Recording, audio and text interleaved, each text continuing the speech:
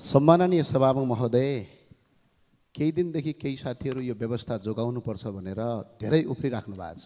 उहाँहरू स्वाभाविक हो, यो व्यवस्था यस्तो व्यवस्था हो, चुनाव हार्ने हरुवा चरुवाहरू मन्त्री बन्दै यो देशको प्रधानमन्त्री बन्ने, चुनावै नजितेर पनि सांसद बन्न पाउने व्यवस्था हो। त्यो भएर यो 16 वर्षको इतिहासमा, अहिले यो 16 वर्षको इतिहासमा 14 पटक सरकार परिवर्तन भयो, झन्डै 1000 मन्त्री भए, 31वटा मुख्यमन्त्री भए, 30वटा प्रदेश प्रमुख भए, 3 जना राष्ट्रपति भए, 3 जना उपराष्ट्रपति भए, झन्डै 3000 त सांसद भए।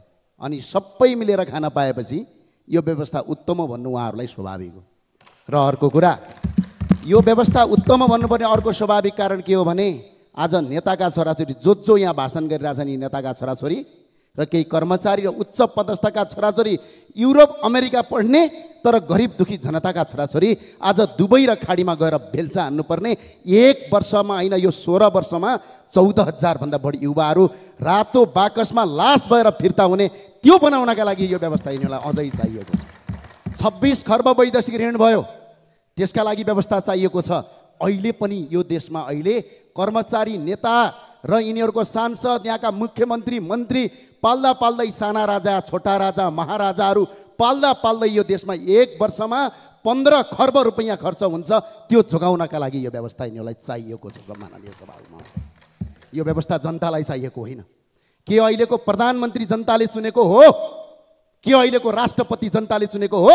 सीमित यही संसदभित्र भएका केही व्यक्तिले चुनेको। यदि दम, हिम्मत र क्षमता जनतामा जान सक्ने छ भने जनताबाट प्रत्यक्ष निर्वाचित कार्यकारी प्रधानमन्त्री गरेर स्वीकार्छौँ। त्यसपछि होइन भने यहाँ आएर जे मन लाग्यो त्यही बोल्ने, व्यवस्थापति गर्ने।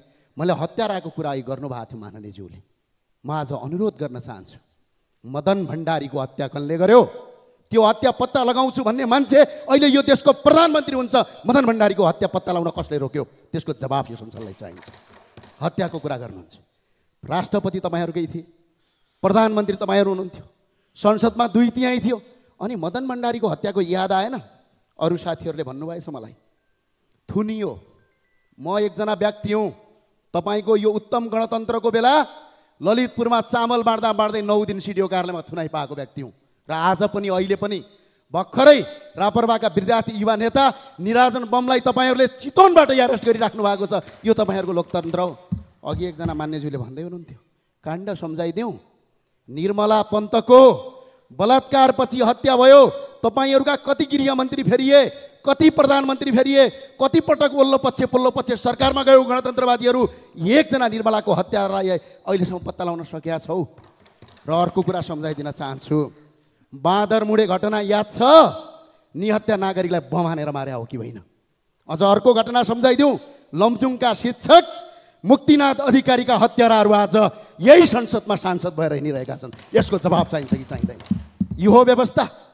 खुल्ला मञ्चमा उभिएर 5000 मान्छे मैले मारेको हुँ भन्ने व्यक्ति यो देशको प्रधानमन्त्री बन्न पाउने व्यवस्था हो। भारतको दिल्लीमा लुकेर नेपालमा निहत्या मान्छेहरूको मार्नुपर्छ भनेर अगाडि बढ्ने व्यक्ति यो देशको सांसद मन्त्री बन्न पाउने व्यवस्था यो उत्तम हो। यही देशका लागि चाहिए हो यो व्यवस्था। व्यवस्था जनताका हितका लागि। आज कर कति छ? 300% कर छ। हुँदा हुँदा पैतृक सम्पत्तिमा सम्म तपाईँहरूले लाभ कर लिने गरिसक्नुभयो। त्यो भएको हुनाले यो व्यवस्था जनतालाई चाहिएको होइन। हामीले स्पष्ट भनेका छौँ, सबै मान्छे अठाउने। अहिले पनि स्पष्ट भन्छौँ, प्रजातन्त्र मासिँदैन। न यहाँ प्रजातन्त्र मासिन्छ, न यहाँ लोकतन्त्र मासिन्छ। सिर्फ राष्ट्रपतिको ठाउँमा राजा राखिन्छ, बास यति हो। यहाँभन्दा अरू होइन। यहाँभन्दा लोकतन्त्र र गणतन्त्रको उत्तम व्यवस्थाभित्र हामी छिर्न चाहन्छौँ। जनताबाट प्रत्यक्ष निर्वाचित कार्यकारी प्रधानमन्त्री बजाउँ। अहिले पनि यो देश यहाँ कतिपय सांसदहरू हुनुहुन्छ, टिका लाउनुहुन्छ। 81% हिन्दू भएको देश आज हिन्दू राष्ट्र मासिएको छ। प्रदेश संरचना खारेज गर्नुपर्ने प्रदेश पालिएको छ। कार्यकर्ता सेटलमेन्टका लागि देशलाई 26 खर्ब गर्न पाइँदैन। त्यही भएर राजासहितको प्रजातन्त्र चाहिन्छ। खुलम खुला बहस गर्न हामी तयार छौँ। हस्, धन्यवाद।